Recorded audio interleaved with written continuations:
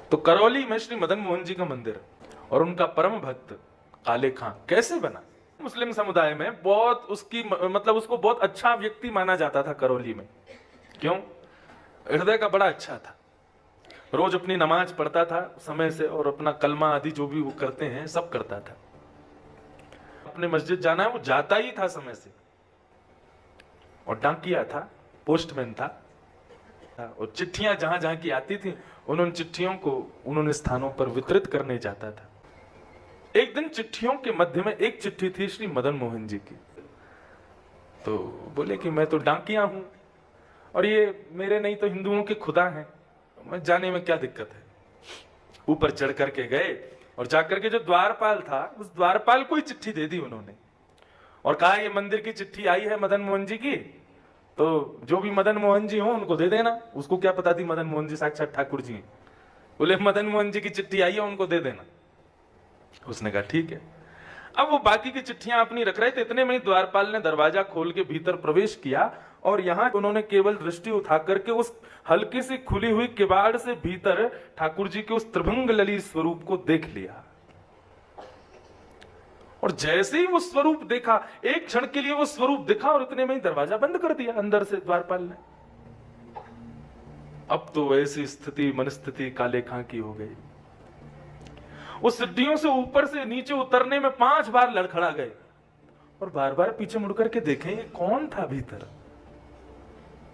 ये ऐसे वंशी हाथ में लिए त्रिभंग अपने दोनों पैरों को मोड़े हुए, ये स्वरूप किसका है, ये कौन है?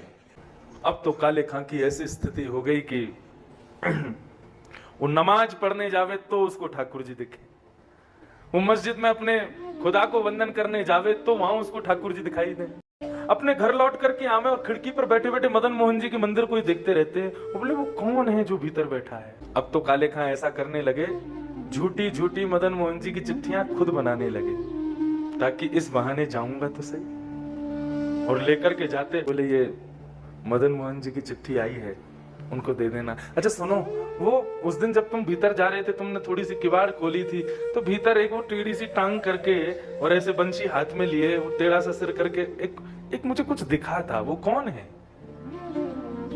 बोले वो हमारे ठाकुर जी हैं, वही मदन मोहन जी। बोले वही मदन मोहन है? बोले हाँ। अच्छा ठीक है, ये चिट्ठी दे देना। द्वारपाल बोला हाँ मैं दे दूंगा। बोले अभी दे आओ ना भीतर। बोले अरे अभी कुछ सेवा चल रही है बाद में दे दूंगा। बोले 2 मिनट लगेगा, दे के आ जाओ ना। उनको ये प्रलोभन था कि ये भीतर जाएगा, गेट खुलेगा तो मुझे दिख तो भी जाएंगे। लेकिन द्वारपाल नहीं गया। ऐसा विरह प्रदान किया काले खां को ठाकुर जी ने। अब तो वो ना तो नमाज पढ़ पाते हैं, ना अपना कलमा कर पाते हैं, ना मस्जिद में जाकर के अपने खुदा का वंदन कर पाते हैं, कुछ नहीं कर पाते। अब तो बस दिन रात वही स्वरूप वही झांकी उनके मन में चलती है। काले खां कहते हैं, क्या कहते हैं? लगन जो लागे नाथ ताको विस्तार कहां, भूख प्यास नेत्रा कछु बादत नहीं सांवरे।